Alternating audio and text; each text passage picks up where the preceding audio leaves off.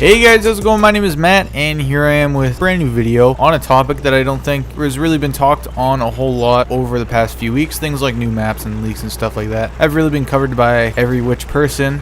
So I'll incorporate some of that stuff kind of into this video as I think it's kind of relevant to what I'm talking about. But also apologies for my shitty upload rate. I'm trying to balance out the time that I have for YouTube, among other things, so I'm trying my best here. So for now, I'm probably going to stick to at least an upload or two a week and see how that goes. Slowly and slowly, I'm getting back out there. You know, Pixel Enemy has posted 2 of my recent videos, which has brought over a few more people to the channel, so a huge thanks to Pixel Enemy. I'm super happy with them. They posted my Dying Light videos back in the day. Thanks. But today is sort of an off topic among some of the new things that have been leaked and announced for Battlefield 1. It just adds huge amount of excitement people have for the game. If you haven't looked at the leaked beta, data, dump, fucking whatever it is, I suggest you don't, as it kind of really ruins a lot of the surprises that are left within the game as it goes really deep into the items, weapons, and everything within the full release game. Kind of has every item and mission title and map title and all that kind of stuff. So if you want to keep the surprises, just don't look at it. I'm sure you probably already have, though. I know I did. One thing that I really like about Battlefield 1 is the setting. It's World War I, which hasn't been done before by any developer besides Black Mill and, you know, Verdun. They made that game, but Verdun doesn't really share a lot of the similarity with Battlefield 1. And I think that's for good reason. They're two very separate games. Yeah, but a good long while ago, about a year ago, I made a video about what happened in Medal of Honor. It's a video that's been done by a bunch of people, but I just wanted to share my opinion on it. I said the developers really need to think, you know, smarter when it comes to developing the next big first-person shooter. As the main point of this video was that developers should really keep in mind which direction they're going in terms of time frame and setting for their games. As it seems every generic shooter that comes out nowadays is full of boost jumping and robots and, you know, prototype technology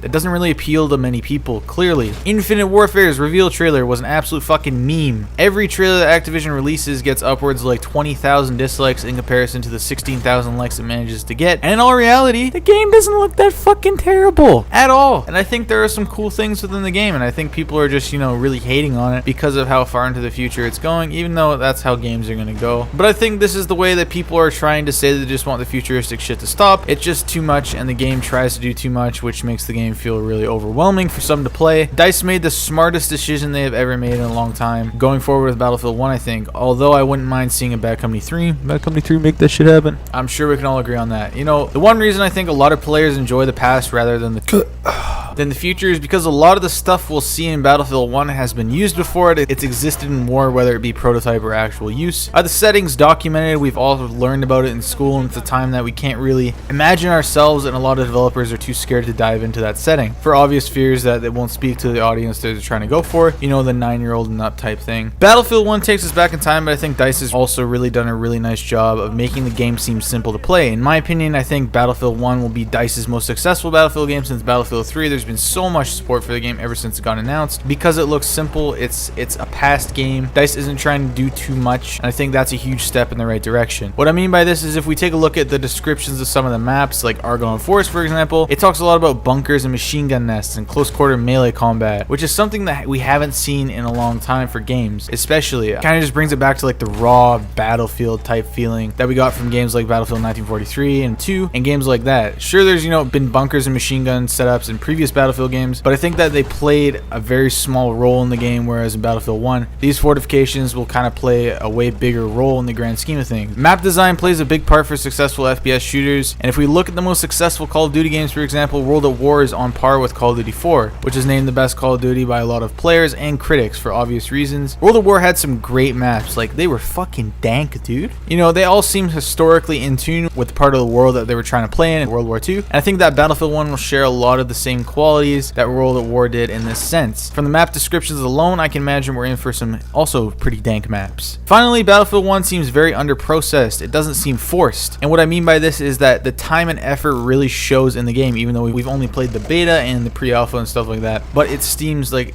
you know, it's pretty sick. And I think the developers probably had a blast making this game because it's new to them, everything from scratch. Whereas a lot of the things from Battlefield 3 carried over into Battlefield 4, which didn't make the game feel very new and fresh to some. Some of the maps in Battlefield 4 seem to be overbearing and full of wasted space, although Sinai Desert or Sinai Desert, where the fuck you want to call it, shares some of these same qualities a lot of wasted space. So much sand. We've only played the beta though, and I do think some big changes are to come to maps like Sinai Desert, which will be nice to see in the full release of the game in a few weeks. But that's about all I have for you guys today. Thanks for watching and listening. Just thought I'd make a video that I've wanted to make since the game's actually been fucking announced. I just haven't got around to doing it because I wanted to see how it plays out. I think this is a really positive step forward for DICE and EA. Let's just hope they don't fuck it up. Let me know what you guys are most excited for down below, and leave a like if you enjoyed the video. It would be much appreciated. We're only a few weeks away from the release of the game, so let me know what you want to see from me first thing when the game comes out. I'll be more than happy to take suggestions. Thanks again for the last fucking time, guys. I'll see you later. Once upon a time not long ago, when people wore pajamas and lived life slow, we'll all